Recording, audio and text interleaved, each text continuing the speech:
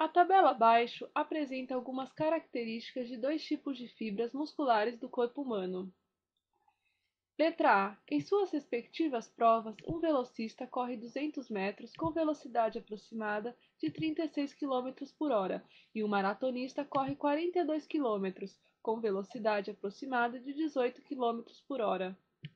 Que tipo de fibra muscular se espera encontrar em maior abundância nos músculos do corpo de cada um desses atletas? Para responder esta questão, precisamos entender sobre os processos de obtenção de energia pelas células. A maioria das células dos seres vivos obtém energia por meio de dois processos, a fermentação e a respiração celular aeróbia.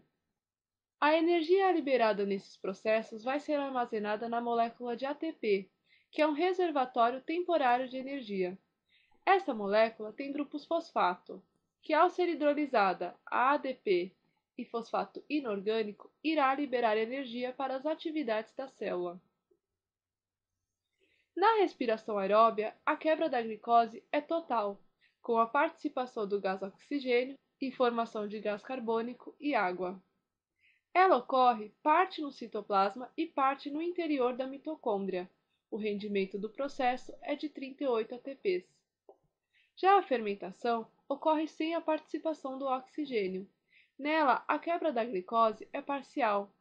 Não ocorre participação de mitocôndrias e todas as reações ocorrem no citoplasma. O rendimento é pequeno, de apenas 2 moléculas de ATP. A respiração aeróbia é o processo de obtenção de energia a partir de moléculas orgânicas na presença de oxigênio. Ela pode ser dividida em 3 fases: glicólise, ciclo de Krebs e cadeia respiratória. A glicólise ocorre no citoplasma e as outras fases ocorrem na mitocôndria. A glicólise é uma série de reações sem a participação de oxigênio em que a glicose origina 2 moléculas de piruvato e tem saldo positivo de 2 ATPs. Nesta etapa, hidrogênios são captados e transferidos para moléculas chamadas de NAD, que se reduzem e formam NADH2. O NADH2 participará de uma etapa posterior. Cada molécula de piruvato formado entra na mitocôndria, reage com uma substância chamada de coenzima A e forma o acetilcoenzima A, com liberação de gás carbônico e formação de NADH2. O acetil-CoA reage com o oxaloacetato e forma o citrato, que entra em um ciclo de reações químicas chamado de ciclo de Krebs. Nesta fase, o acetil-CoA será totalmente oxidado a gás carbônico. Os hidrogênios retirados serão capturados por aceptores, que podem ser o NAD ou o FAD, que é outra substância aceptora de hidrogênios, formando respectivamente o NADH2 e o FADH2. Além disso, haverá a formação de um ATP. As moléculas de NADH2 e FADH2 produzidas entrarão em uma cadeia de transporte de elétrons, a cadeia respiratória, que é a última fase do processo. Nela estão presentes os aceptores de hidrogênio e de elétrons. À medida que os elétrons passam pela cadeia, é liberada energia, que é empregada na síntese do ATP, e esta etapa é chamada de fosforilação oxidativa. Além disso, ocorre a regeneração de NAD e FAD, que vão ser usadas novamente nas outras fases. No final da cadeia, os elétrons são recolhidos pelo gás oxigênio, que combinados com prótons no meio formam a água. O gás oxigênio é o aceptor final de elétrons e hidrogênios. Já na fermentação, a glicose é quebrada parcialmente e ocorre sem a participação de gás oxigênio. Existem diversos tipos de fermentação, sendo que as mais comuns são a fermentação alcoólica e a lática. Na fermentação alcoólica, as moléculas de piruvato produzidas na glicólise são convertidas em etanol. Esse tipo de fermentação é realizado por muitos micro-organismos, como por exemplo a Saccharomyces cerevisiae, que é utilizada na produção da cerveja. Na fermentação lática, as moléculas de piruvato provenientes da glicólise são convertidas em lactato. Na formação dessas duas substâncias, o NADH2 é reoxidado, regenerando o NAD, que pode ser utilizado na glicólise novamente.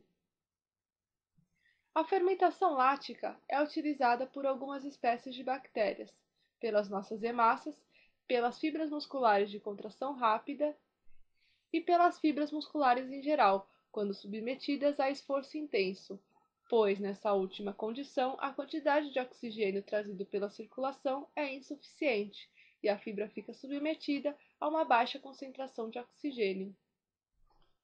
A velocidade de produção de ATP pela fermentação é bem maior do que pela respiração aeróbia, entretanto, o saldo de energia é menor, de apenas 2 ATPs. A tabela do exercício nos mostra algumas características de dois tipos de fibras presentes no músculo esquelético humano. As características são velocidade de contração, concentração de enzimas oxidativas e concentração de enzimas glicolíticas. As enzimas oxidativas dizem respeito às enzimas presentes nas três etapas da oxidação da glicose, que são a glicólise, a descarboxilação do piruvato e o ciclo de Krebs, que são etapas presentes no processo de respiração celular. As enzimas glicolíticas são aquelas envolvidas na fase da glicólise e, portanto, fazem parte da respiração aeróbia e da fermentação. A fibra muscular do tipo 1 é uma fibra de contração lenta, que apresenta alta concentração de enzimas oxidativas e baixa concentração de enzimas glicolíticas.